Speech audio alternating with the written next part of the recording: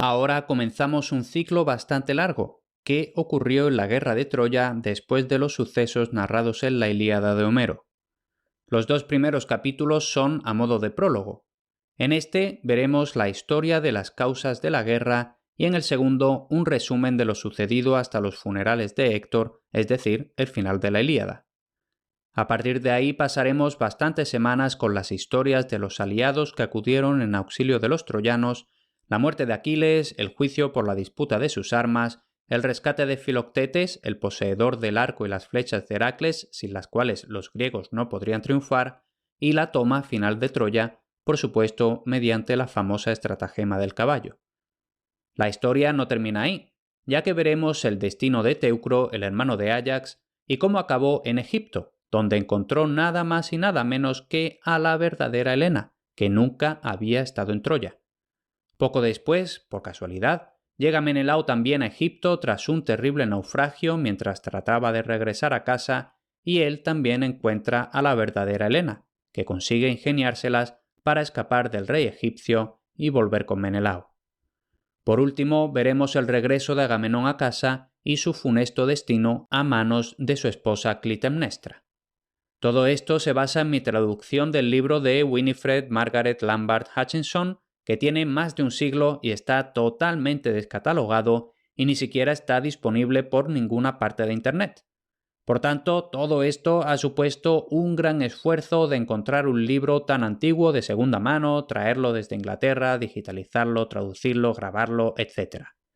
Como siempre, iré publicando cada semana un nuevo capítulo, pero se agradece sobremanera el apoyo de quienes se apuntan al podcast Premium, donde voy subiendo los episodios en cuanto los tengo preparados. Mi plan es que a lo largo del mes de marzo esté todo disponible en el podcast Premium, además del libro publicado para Kindle y en papel para quien quiera comprarlo, que también es una buena forma de apoyar mi trabajo. Al podcast Premium te apuntas en grandesheroes.com/premium y la publicación del libro la anunciaré en mi lista de correo, redes sociales y el canal de Telegram al que te puedes unir gratis en grandesheroes.com/telegram. Y tras este preámbulo, ahora ya sí, comenzamos. Príamo, rey de Troya, era reconocido por todas las tierras del este por su larga vida llena de prosperidad con que los dioses lo habían bendecido. 40 años llevaba reinando y aún estaba en la flor de la vida. Era aún un niño cuando había heredado el reino. Y en todos esos años todo había marchado sin problemas. De murallas para adentro había paz y en sus fronteras había abundancia.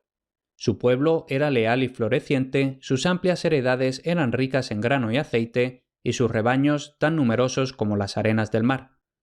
Pero en ninguna otra cosa era tenido por más afortunado que en la cantidad de maravillosos hijos que Hécuba, la reina, le había dado. Cuando ya había dado a luz a 8 hijos y a 4 hijas, la reina soñó que hacía nacer una antorcha en llamas, y los adivinos, al ser convocados para interpretar el sueño, declararon unánimemente que el hijo que esperaba causaría el incendio de Troya que consumiría tanto la ciudad como al pueblo.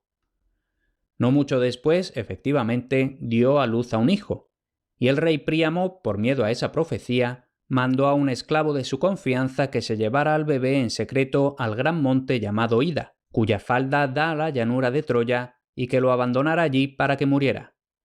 Y para que la reina no sufriera más de lo necesario, hizo que las sirvientas le dijeran que el niño había nacido muerto. El esclavo se llevó al recién nacido tal y como se le había ordenado, pero cuando estaba a punto de dejarlo en la fría colina, con el corazón lleno de piedad, se lo llevó a unos pastores que vivían en el Ida, haciendo como que se había encontrado al bebé por casualidad. La mujer de uno de estos pastores, conmovida de compasión, tomó al expósito y lo crió como si fuera suyo, pues ella misma no podía tener hijos. De esta forma, el hijo del rey, a quien sus padres de adopción nombraron Paris, creció entre los valles del montañoso Ida con los pastores por compañeros. Pero, aunque criado de forma rústica, el delicado donaire del muchacho y su apuesto porte eran más bien dignos de un palacio. Además, tenía el don de una pronta y persuasiva labia, una voz tan musical como una cascada y una sonrisa que derretía los corazones como si fueran nieve. Pocos de sus compañeros eran capaces de negarle nada, y se decía que Paris era como el zorro que convenció al cuervo. Y no era solo a estos personajes rústicos a los que podía convencer de cualquier cosa, como se verá muy pronto. Entre los valles del Ida hay uno más encantador que todos los demás y más solitario, pues está cerca de la cumbre y sus escarpadas laderas están llenas de densos pinos que hacen como de muralla. En lo alto del valle va bajando un arroyo, que entre las rocas, piedras y helechos va rociándolo todo de agua. Muy aguzada hay que tener la vista y un pie muy firme para trepar hasta allí, y pocos o ninguno de los pastores había encontrado nunca el único camino al hermoso césped de aquel valle. Pero Paris lo había encontrado al ir vagando sin rumbo un día de verano y también se dio cuenta de que no estaba desierto del todo. Era el refugio de una divinidad, una de esas ágiles y tímidas hijas de las grutas y las montañas a quienes los hombres llamaban Oréades, de hermosos brazos, grácil, alta, con cabello moreno y ondulado. Allí estaba ante aquel intruso, medio enfadada, medio asustada, balanceándose un poco como un joven abedul se balancea con la brisa, y sus ojos eran como oscuros lagos de montaña que la brisa ha agitado. Paris le habló zalamero con aquella voz de plata para que se quedara, para que lo escuchara, para que le dijera quién era ella, mientras le hacía señas con delicadeza, como se tranquiliza a un cervatillo asustado, hasta que, con la tímida gracia de un cervatillo, se acercó y se acercó aún más y lo miró a los ojos sonrientes, maravillada. «Soy Enone, hija de Ida», dijo en voz baja. «Y tú, creo, debes de ser el joven Apolo, el más bello de los dioses que habitan los cielos, pues he oído que su cabello soleado le llega hasta los hombros igual que el tuyo, y que sus ojos también son de esmeralda y que le gusta disfrazarse de pastor». Entonces Paris, riendo, le dijo que no era inmortal, sino el pastorcillo que parecía ser que guardaba el rebaño de su padre campesino en las colinas, salvo cuando se ausentaba un día como estaba haciendo en aquel momento. Y encontró mucho más que contarle, tanto que las horas doradas de aquel día de verano se esfumaron antes de que lo supieran. Había anochecido cuando Paris abandonó la cañada susurrando que volvería, y cuando se fue, el corazón de la Oréade se fue con él. A partir de entonces, toda la dicha de Enone residía en sus visitas, que fueron muchas, pues podía pasar el tiempo como quisiera sin que sus cariñosos padres adoptivos se lo impidieran ni cuestionaran. Alegres como niños, Enone y su nuevo compañero de juegos jugueteaban en los prados o se tejían guirnaldas de flores silvestres, o ella le mostraba la guarida del zorro de las colinas, donde, puesto que todos los animales salvajes conocían y amaban a Enone, la madre les permitía acariciar a sus peludos y retozones cachorros. Al sofocante mediodía, sin embargo, buscaban cogidos de la mano algún rincón fresco entre las rocas o algún hueco musgoso bajo los pinos y se quedaban dormidos al arrullo del riachuelo. Así pasó el verano, hasta que una mañana Paris encontró a su dulce amiga llorando y, desconsolado, le preguntó qué le afligía. «Por desgracia», respondió ella entre lágrimas, «he oído noticias de algo que nos separará a ti y a mí». «Nada nos separará», exclamó él con audacia. «Nada, mientras me ames», murmuró ella.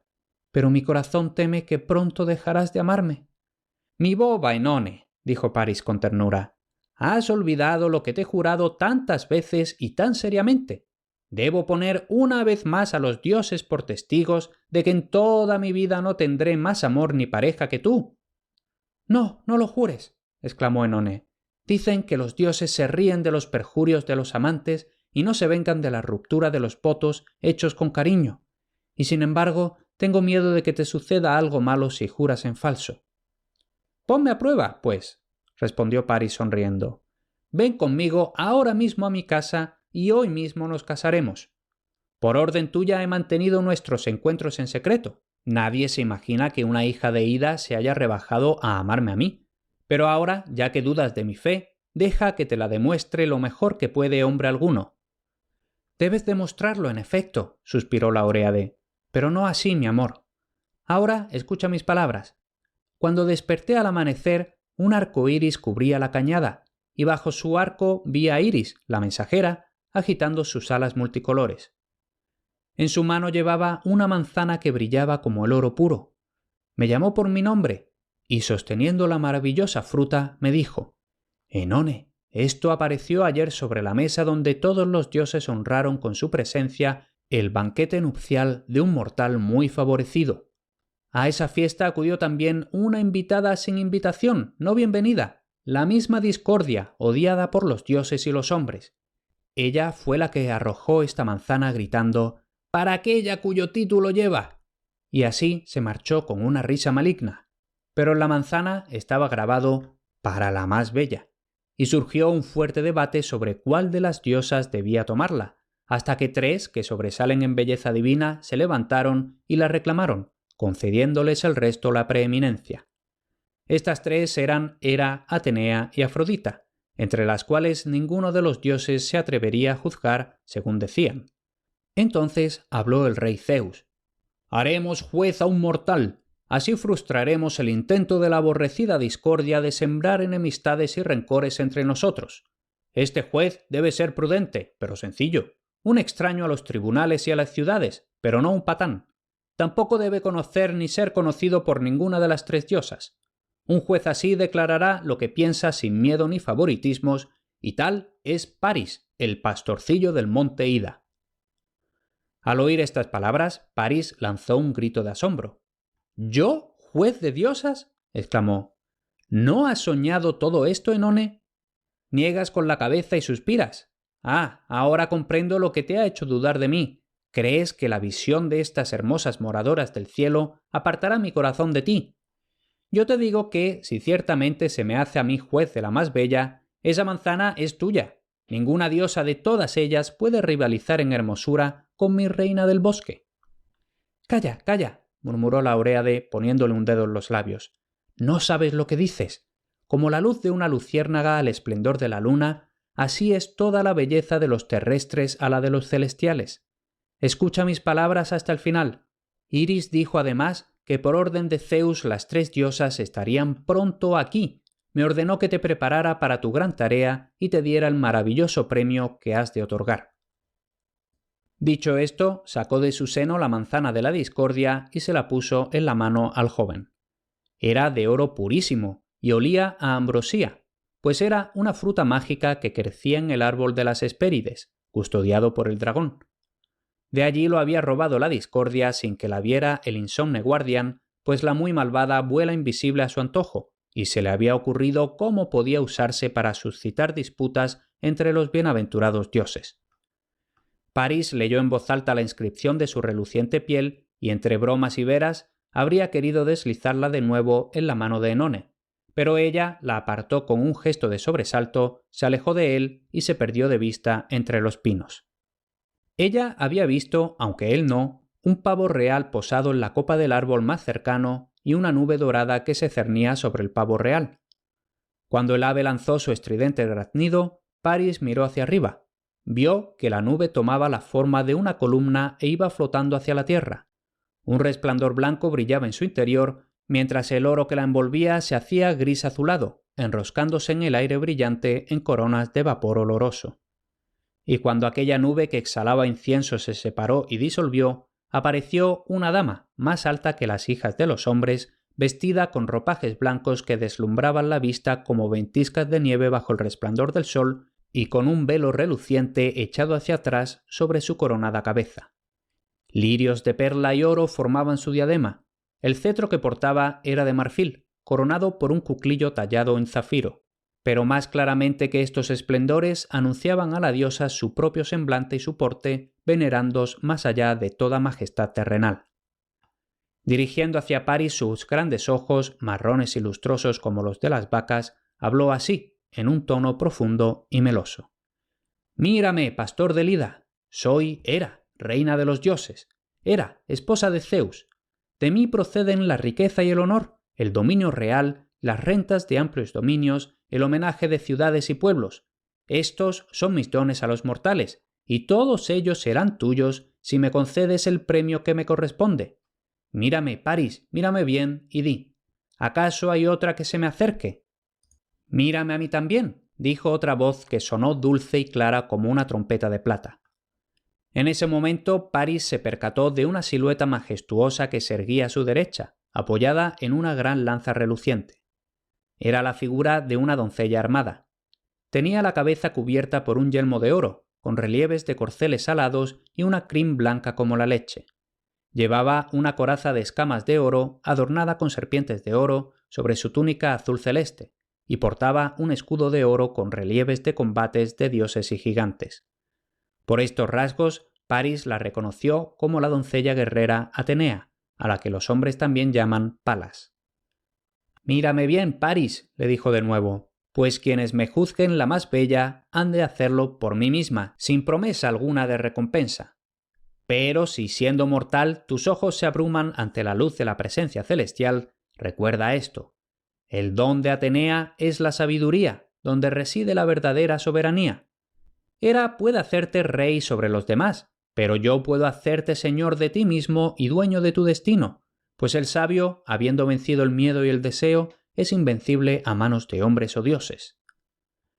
La doncella hizo una pausa y Paris la miró seriamente. Observó que los cabellos que se agolpaban bajo su yelmo eran del color de las hayas en invierno. Su figura, aún más alta que la de Hera, estaba moldeada con la misma nobleza, aunque con menos generosidad. Sus rasgos, aunque suavizados por una belleza inmortal, eran masculinos en su severa perfección, su impronta de pensamiento y de poder. De pronto, la diosa levantó la vista y le dedicó una mirada que no tiene parangón en el cielo ni en la tierra. Dos fuentes gemelas de fuego abrasador, dos estrellas gemelas cuyo fulgurante resplandor se desbordaba en una marea que parecía engullirlo, ¿qué era lo que estaba viendo? Retraído, pero incapaz de apartar la mirada, el joven permaneció aterrorizado, como un pájaro que devuelve impotente la mirada de la serpiente. Pero un instante después, el brillo cegador pasó. Una capa de penumbra pareció cubrir aquellos sorbes gemelos, y cuando su vista quedó deslumbrada, los reconoció como lo que eran, dos ojos del gris más oscuro, hermosos, firmes, inescrutables. «Son más gloriosos que los de la reina Hera», murmuró en voz baja, «pero son terribles. Si Atenea se enfadara, seguramente podría matar con una mirada. Estoy desconcertado. Como ella dijo, ¿cómo voy a atreverme a elegir? Hera me promete poder, Atenea sabiduría». «Pero yo», dijo una voz risueña detrás de él, «te prometo algo mejor que cualquiera de las dos, una esposa que sea la mujer más bella que existe. Gírate y contempla a Afrodita, pastor». Paris se volvió y vio, sentada en un trono de flores, a una mujer cuyos cabellos de oro estaban coronados de rosas y caían en ondas brillantes hasta sus pies. La tercera diosa retiró el resplandeciente manto de sus hombros con dedos nacarados y delgados mientras caminaba ligera a su lado. «¿No soy yo la más bella?», le preguntó con una voz como el arrullo de las palomas, y con una exquisita sonrisa le dedicó una mirada con sus ojos del azul del jacinto silvestre. ¿Quién puede decir qué es lo que vio? Igual que todo el aliento y flores del verano se recogen en una rosa, igual que todo el brillo cambiante del océano se aloja en una perla, así toda la belleza corporal que la mente puede soñar o el corazón desear moraba por siempre en Afrodita.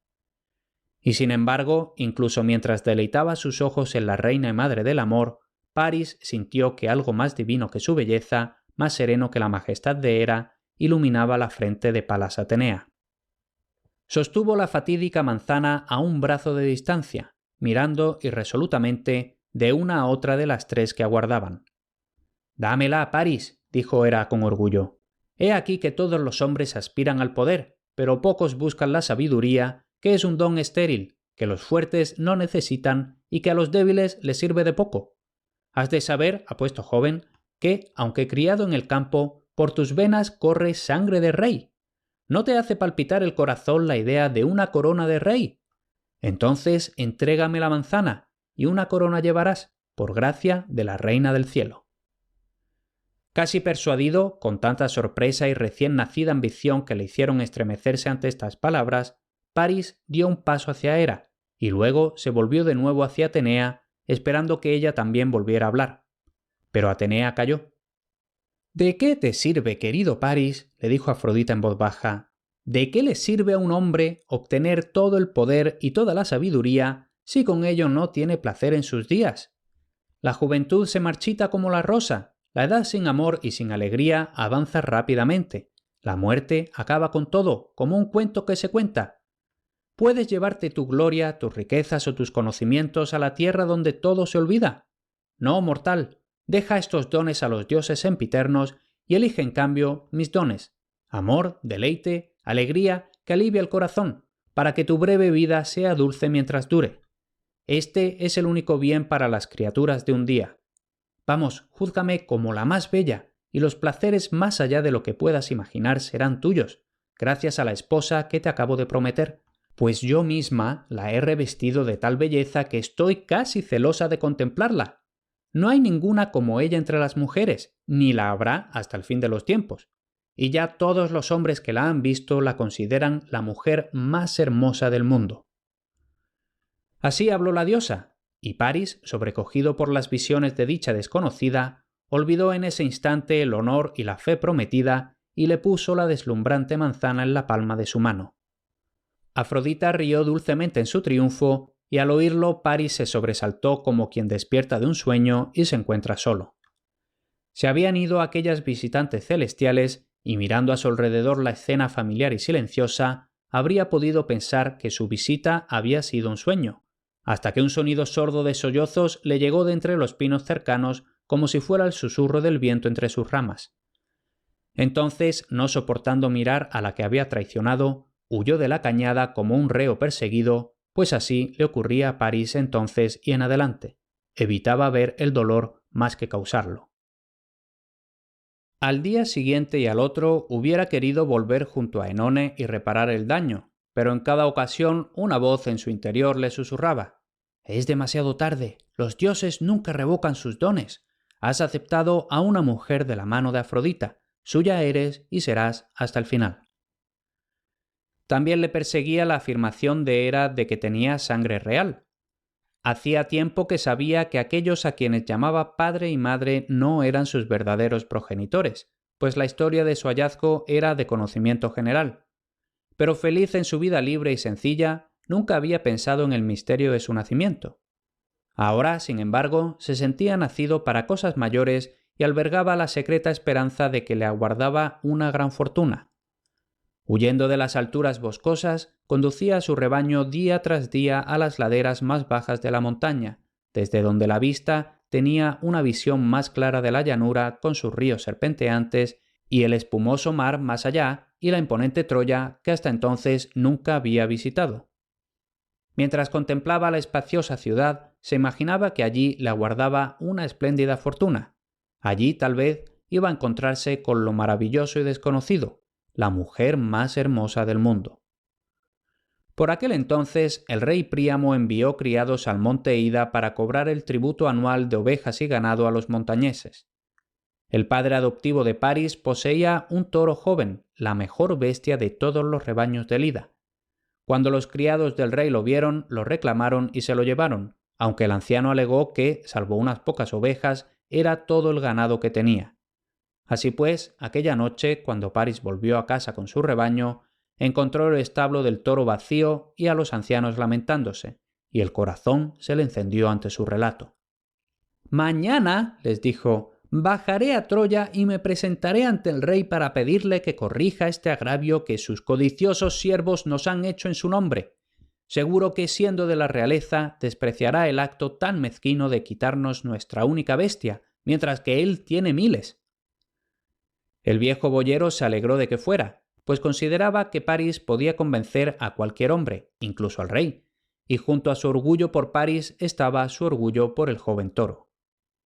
Pero su esposa, que tenía fama de mujer sabia entre sus vecinos, parecía preocupada y rogaba a su hijo adoptivo que se quedara en casa. «La ciudad de Troya no es lugar para ti», dijo ella, «y algún mal se derivará de tu viaje o yo estoy muy engañada. Anoche soñé que te veía de celebración en el salón del rey. El diván en que te recostabas estaba lleno de hojas de rosas, y he aquí que mientras bebías y reías, una serpiente salió de entre las hojas de rosas y te picó en el pecho, y al oír tu grito me desperté. He aquí una clara señal de que algún peligro mortal te acecha en Troya». «Madre mía», respondió Paris alegremente, «¿no te he oído decir que la mordedura de una serpiente en sueños significa una herida de flecha? Nada de eso hay que temer en la pacífica Troya, así que no pienses más en tu sueño. A la mañana siguiente, antes del amanecer, partió hacia la ciudad con ánimo en su corazón. Era la hora del mercado cuando entró por la puerta de la ciudad y atravesó las calles anchas y rectas hasta el mercado, donde el rey Príamo estaba sentado en una silla de mármol pronunciando sentencias para su pueblo. Con sabiduría y dulzura resolvía los pleitos que se le presentaban, resolvía las disputas entre vecinos, defendía la causa de la viuda y el huérfano y hacía justicia por igual a ricos y pobres. Al ver esto, París se envalentonó aún más. Se adelantó a su vez e hizo una petición para que le devolvieran el toro, alegando la pobreza de su padre y la injuria que sufría por un tributo tan grande a su pequeña hacienda. Y todos los que oyeron al joven pastor se maravillaron de su hablar discreto y fluido y de su porte tan principesco, aunque modesto como correspondía a su edad. Pero el rey, mirándolo fijamente, lo reconoció, tan parecido era a los príncipes sus hermanos, y le preguntó con ansia por su nombre y su familia. Entonces París contó toda su historia y al preguntarle además qué hombre era el que le había llevado de niño a los pastores, respondió que no sabían su nombre, pero que era uno de los de la casa del rey. Al oír esto, Príamo se levantó y ordenó a París que lo siguiera al palacio y llevándolo a una cámara aparte, mandó llamar a aquel esclavo, ya viejo y frágil, a quien había encargado que se deshiciera del fatídico niño. Apenas el esclavo vio a París, él también lo reconoció y se postró a los pies del rey, confesando su desobediencia. Pero Príamo lo perdonó de muy buena gana, pues su corazón anhelaba a su hijo al ver lo bondadoso y gentil que se había hecho, y en su alegría no tuvo más en cuenta la profecía de los adivinos. Así pues, aquel día toda Troya celebró una gran fiesta porque el muerto había vuelto a la vida y el perdido había sido encontrado. La reina Hécuba recibió a su hijo con lágrimas de alegría, y todos sus hermanos y hermanas le dieron una cariñosa bienvenida, excepto una, que lo saludó de un modo extraño. Casandra era el nombre de esta princesa. En su más tierna infancia había elegido ser sacerdotisa de Apolo y se había comprometido a su servicio para siempre, y el dios, en recompensa, la había dotado con el don de la profecía. Pero antes de que hubiera permanecido mucho tiempo en su templo sagrado, un amor terrenal la hizo faltar a sus votos sacros. Ahora se encontraba de nuevo bajo el techo de su padre y pronto, según se decía, se casaría con el hijo de un rey vecino, que la había cortejado y conquistado en secreto. Casandra entró en la sala cuando todos los demás estaban ya reunidos en el banquete que el rey ofreció en honor de su hijo perdido, y en cuanto vio a París sentado a la derecha de Príamo, levantó los blancos brazos y retrocedió, gritando enloquecida: «¡La antorcha! ¡Sacad la antorcha! ¡Mirad, mirad! ¡Prende fuego nuestras púrpuras cortinas! Las llamas saltan hasta las vigas, se encienden también. Ahora todo es una sola llama. ¡Arde toda Troya! ¡Ay, ay! ¡Está ardiendo toda Troya!» Y con un grito que helaba la sangre al oírlo, cayó desmayada. Entonces Príamo y Hécuba se estremecieron y palidecieron al recordar la profecía. Pero al día siguiente ambos estaban dispuestos a quitarle importancia, pues la belleza de París y sus modales encantadores habían rendido sus corazones a un cariño fuera de lo normal. Agotada por el llanto, Casandra buscó a solas al rey y le imploró que expulsara del país a su hermano recién encontrado. «No puedo mirarlo», dijo, «pues enseguida hay un fuego bailando ante mí y un grito de hombres armados resuena en mis oídos. ¡Ay, padre, destiérralo de aquí! Sé, por el poder divino, que si se queda aquí nos destruirá a todos». Pero Príamo no le prestó atención, pues su estado de ánimo era muy extraño últimamente. Y en cuanto a su visión de la antorcha, pensó que de alguna forma habría oído la historia del sueño de Hécuba y su interpretación, aunque él había ordenado a los adivinos que lo mantuvieran en secreto, y que eso había provocado en su mente destemplada ese temor y horror a París. Por lo tanto, reprendió amablemente a su hija, pidiéndole que se guardara de ceder a fantasías malsanas, peligrosas tanto para la salud como para la sesera. Entonces Casandra se retorció las manos y exclamó: «Así ha caído sobre mí la maldición que Apolo pronunció cuando me supo infiel, pues se me apareció en el templo y me dijo: aunque no puedo quitar un don ya concedido, Haré que el mío sea infructuoso para ti, y será tu perdición. Aún podrás prever lo que ha de venir, pero desde ahora nadie creerá tus profecías.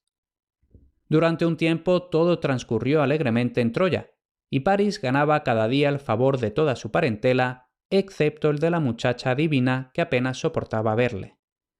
El rey Príamo había devuelto el toro a sus padres adoptivos con tan ricas recompensas por su bondad hacia el huérfano que pudieron vivir tranquilos el resto de sus días.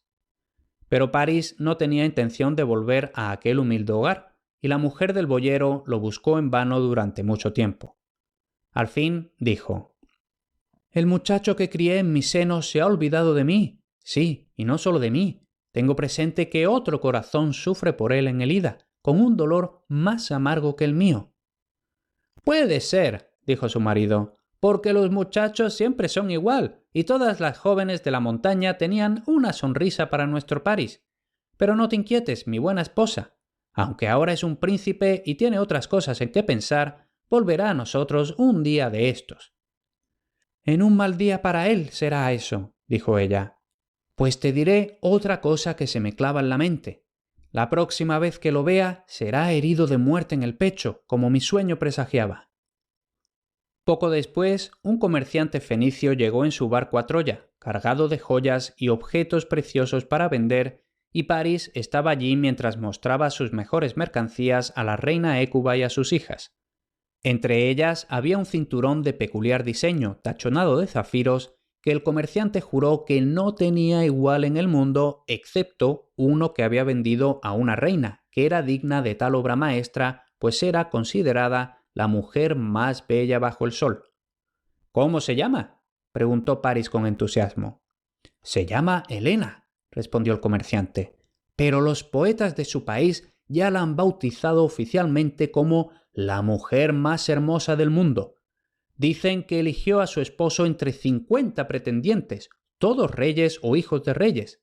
Él es el rey Menelao de Esparta, en la tierra de Grecia».